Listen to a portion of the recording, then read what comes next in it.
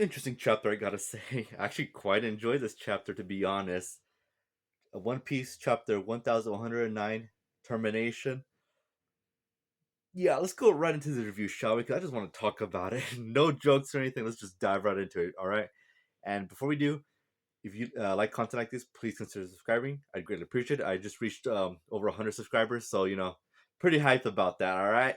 If, of course, I'm able to entertain y'all. If not, hopefully you're still able to somewhat enjoy the video. All right, let's go right into the video, shall we? Well, the first page, the title page, Onigashima's underwater. I didn't see that coming, to be honest. I just thought they were just gonna leave it there.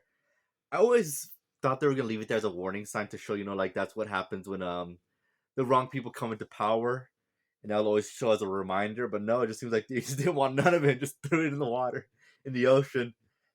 I don't blame them, to be honest. All right, then we cut to back on Egghead Island. So it seems like they're not gonna launch the message right away. That kind of was Vegapunk's plan, but the other satellites are like, nah, that's not really the best thing to do at the moment here, because it'll take too long for them for the people for normal people to set up the transponder snails, and also get the transponder cells that could project videos and stuff like that. And Shaka's like, well, maybe you could do an hour. And yeah, Vegapunk's like, an hour, nah, that'd be too long. What about 10 minutes should work.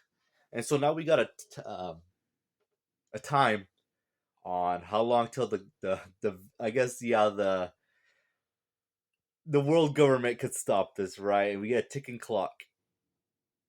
Oda, I didn't expect this, but well done. It wasn't going to be right away for the whole world to learn, which I was expecting, to be honest. But I guess Vegapunk doesn't want to just tell them. He wants to also show them what he's talking about, which is very interesting. That there's visuals.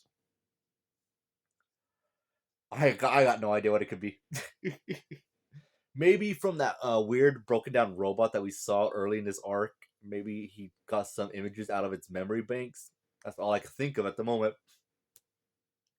And as that's going down, yeah, a lot of people are receiving the message because Vegapunk's like, all right, we're gonna set this message out in 10 minutes. All right, so everyone get ready, get your transponder snails ready, get your Denden Mushis that project onto project screens. Get it ready because we're gonna tell you what's going to go on, what's happening.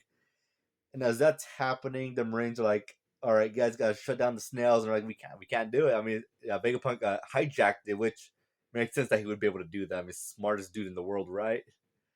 And as he's doing that, Saturn just has a very and he's just thinking to himself, "What are you planning to say, Vegapunk?"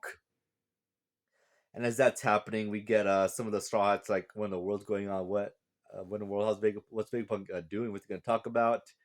And we cut to some Marines fighting the Giants just slaughtering the Marines. I'm just thinking to myself, oh, poor Marines, like, this is just a crazy day for them. And we get Saturn and the Gorosei telepathically talking to each other.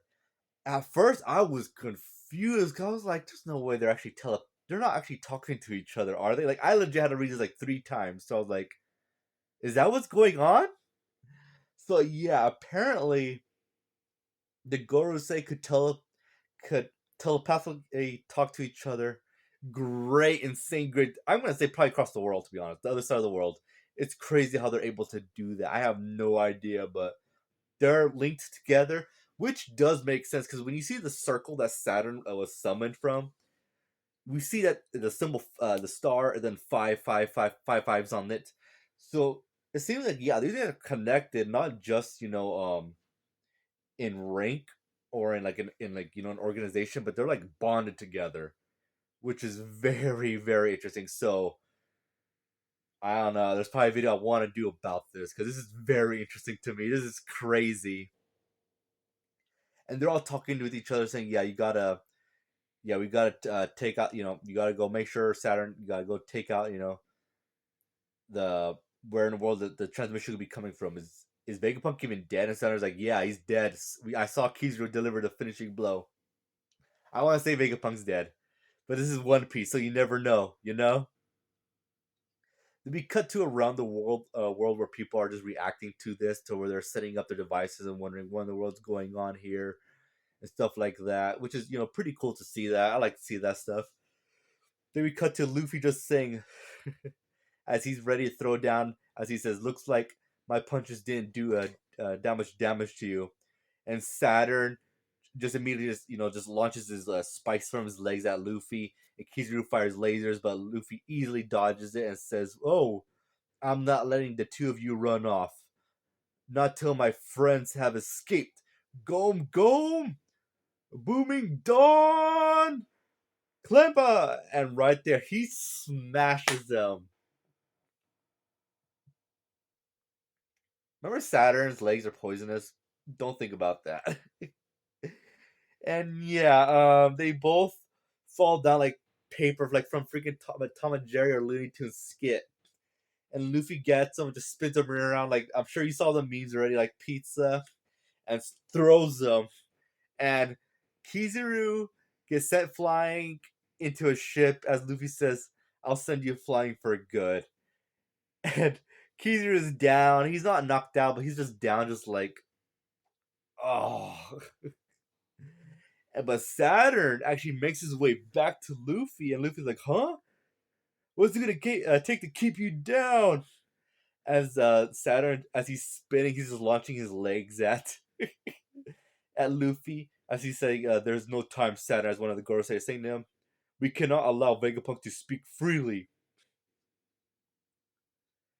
And as that's happening, Saturn's like, "I shall perform the summoning," and they say, "Very well." And then black lightning strikes right down, 5 zaps. As the Marines are like, "Wait, what? Black lightning?" As essentially, Saturn's like, "With this treasure, I summon," and he summons the freaking presumably the other elders. As Luffy's just just backs off, and he's like, "What's going on?"